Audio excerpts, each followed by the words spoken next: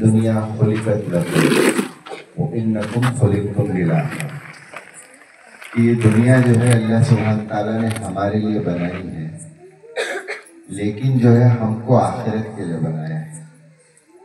اور ایک بہت ہی پیاری حدیث ہے اللہ کے نبی صلی اللہ علیہ وسلم کی کہ جب ایک بھی ایمان والا دنیا میں باقی نہیں رہے گا تو اللہ تبارک و تعالیٰ دنیا کا جو نظام جو ہے اس کو ختم کر دے۔ یہ سورج، یہ چاند، یہ ستارے، یہ آج کھیتیوں میں سے آدمی فائدہ اٹھا رہا ہے، زمین میں سے جو ہے فائدہ اٹھا رہا ہے، اور نہ جانے آج دنیا نے اتنی ترقی کی ہے کہ کسی زمانے میں اتنی ترقی نہیں تھی جو آج کے زمانے میں ترقی ہے۔ اور اللہ تبارک و تعالیٰ فرما رہے کہ سارا کے سارا جو ہے انسانوں کے لیے، ان الدنیا خلقت لکم، یہ ساری دنیا یہ انسانوں کو نفع دینے کے لیے اور انسانوں کو نفع پہنچانے کے لیے، انسان اس میں سے نفع اٹھائے، اس کے لیے اللہ پاک نے اس دنیا کو بنایا ہے۔ لیکن اس کے برعکس آدمی یہ سمجھ رہا ہے، ایک عورت یہ سمجھ رہی ہے کہ مجھے جو اللہ سبحانہ تعالیٰ نے پیدا کیا ہے، میں جو ہے کچھ دیر تک جو ہے میرے والدین کے گھر پہ رہوں گی، اور جو ہے اس کے بعد میں نکاح ہوگا، شوہر کے گھر میں جائیں گے، ہمارے جو ہے ہمارا جو ہے ہمارے بچے ہوں گے، اور یہی ہماری زندگی نہیں، بلکہ یہ ٹھیک ہے، یہ تو اس سے تو یہ سرکل چلتا رہے گا، لیکن مقصد حیات جو اللہ سبحانہ تعالیٰ نے انسان کو بنایا ہے، وہ دنیا کمانے اور کھانے کے لیے نہیں، اور جو ہے یہ گزرگاہ نہیں ہے، بلکہ اللہ کے نبی صلی اللہ علیہ وسلم نے فرمایا کہ عقل مند، دانا اور ہوشیار شخص وہ ہے جو موت کے پہلے موت کی تیاری ہے نا۔ اور جتنے بھی انبیاء علیہ السلام آئے، آدم علیہ السلام سے لے کے جناب محمد رسول اللہ صلی اللہ تبارک و تعالی علیہ وسلم، انہوں نے انسانوں کے دلوں پر محنت کی، انسانوں کے قلوب پر، دلوں پہ محنت کی۔ اور اللہ سبحانہ تعالیٰ فرمایا قرآن میں کہ میں نے ہر قوم میں ایک سمجھانے والا، کل قوم ہاد، کہ ہم نے ہر قوم میں ایک سمجھانے والا، ایک انسانوں کے پاس جا کے اس کا تعارف اپنے رب سے، اپنے خالق سے، اپنے بنانے والے سے، اپنے پالنہار سے، اپنے رازق سے کروایا ہے۔ ہر انبیاء کا کام ہے۔ اور خاتم النبی جناب محمد رسول اللہ صلی اللہ علیہ وسلم، جن کے اوپر اللہ پاک نے نبوت کو تمام کیا، ان کے بعد کوئی نبی نہیں آنے والے، ان کی محنت تو تمام انبیاء کی محنت کا نچوڑ تھا۔ جناب محمد رسول اللہ صلی اللہ علیہ وسلم نے جب غار حرا سے آئے اور جب ان کو نبوت ملی، 40 سال میں کے بعد جو ہے نبوت ملی، تو خدیجہ کو آ کے حال سنائے کہ اللہ سبحانہ تعالیٰ کا ایک فرشتہ مخلوق آئی تھی اور مجھے ایسا ایسا کہہ کے گئی کہ آپ جو ہے جو خاتم النبی ہے۔ اور اللہ کے نبی صلی اللہ علیہ وسلم خدیجہ سے پوچھ رہی ہے، جو ذمہ داری جو ہے مجھے اللہ تبارک و تعالیٰ کے مخلوق نے، فرشتے نے کے ذریعے سے اللہ پاک نے دی ہے، یہ میں کیسی پوری کروں، اس کو میں کیسا پورا کروں، اور میری سنے گا کون،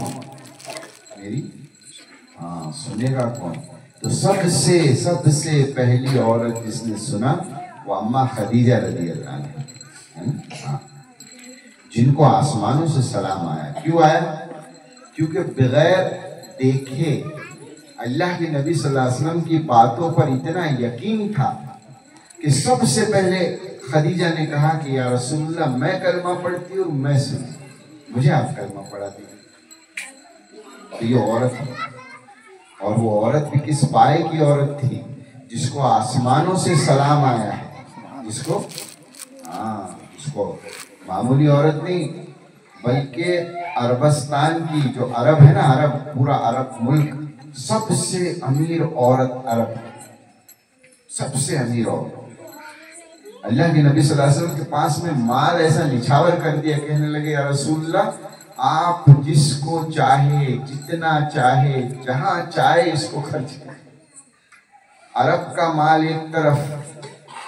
اور خدیجہ رضی اللہ عنہ کا مال ایک طرف، سارا اللہ کے نبی صلی اللہ علیہ وسلم نے اسلام پر خرچ کر دیا، دین پر خرچ کر دیا۔ کتنا بڑا ظرف اس عورت کا،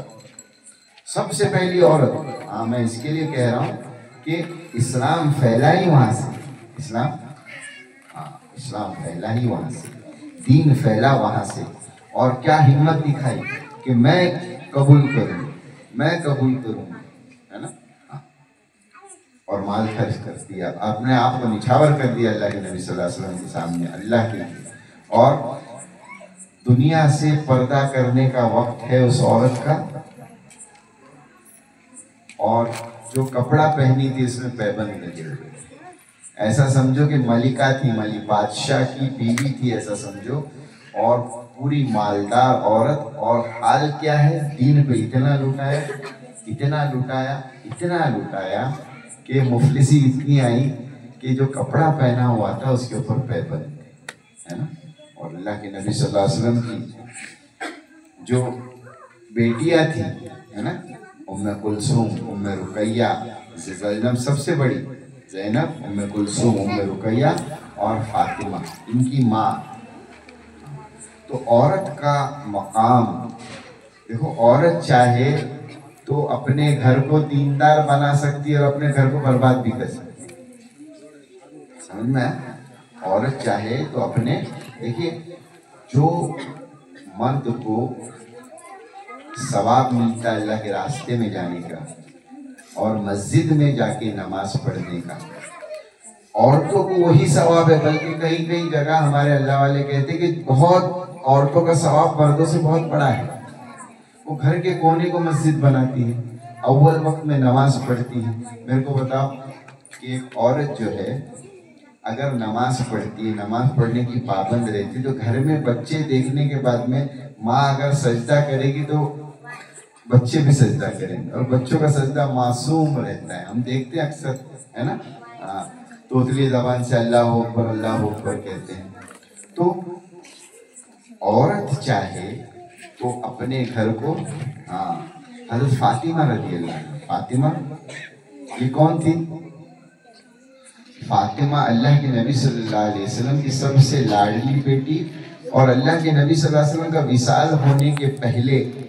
اللہ کے نبی صلی اللہ علیہ وسلم کا وصال ہونے کے پہلے فاطمہ اللہ کے نبی کو ملنے آئی، تو فاطمہ سے اللہ کے رسول صلی اللہ علیہ وسلم کہنے لگے فاطمہ رو مت، سب سے پہلے مجھے تو آ کے ملے۔ سب سے پہلے 24 سال میں انتقال ہوا، 24 سال میں انتقال ہوا، جب انتقال ہوا روزے سے تھی، اپنی خادمہ کو کہا کہ مجھے غسل دو اور مجھے چارپائی پہ لٹا دو، ہے نا، اور جو ہے علی آئے تو کہہ دینا کہ میں نے غسل لے لیا ہوں، میں نے غسل۔ ایسی عورت جو پلسرات پہ گزرے گی تو ایک فرشتہ ندا دے گا، ایک فرشتہ۔ جو عورتیں اندر بات کر رہی ہے ذرا تھوڑا سا خاموش ہو جاتا ہے، تھوڑا سا بات، بچے کو بھی خاموش کرے، بات نہ کرے۔ دیکھیے آپ سنتے ہیں نا تو اللہ سبحانہ تعالیٰ ہماری زبان سے نکالتا ہے، ورنہ توجہ نہیں رہے گا تو اللہ سبحانہ تعالیٰ وہ باتیں بھی نہیں بلائے گا، ہے نا۔ تو میں یہ کہہ رہا تھا کہ اللہ کے نبی صلی اللہ علیہ وسلم کی بیٹی جب پلسرات سے گزرے گی تو ایک منادی اعلان کرے گا کہ جتنے بھی محشر میں ہیں سب اپنی نگاہوں کو نیچے جھکا لو، فاطمہ بنت محمد پلسرات سے گزر رہی۔ ایسا پردہ فرمایا، فاطمہ نے اپنی خادمہ سے کہ علی سے کہہ دینا کہ مجھے جیسی میری روح قبض ہو جائے مجھے دفن کر دینا، مجھے دفن کر دینا، تاکہ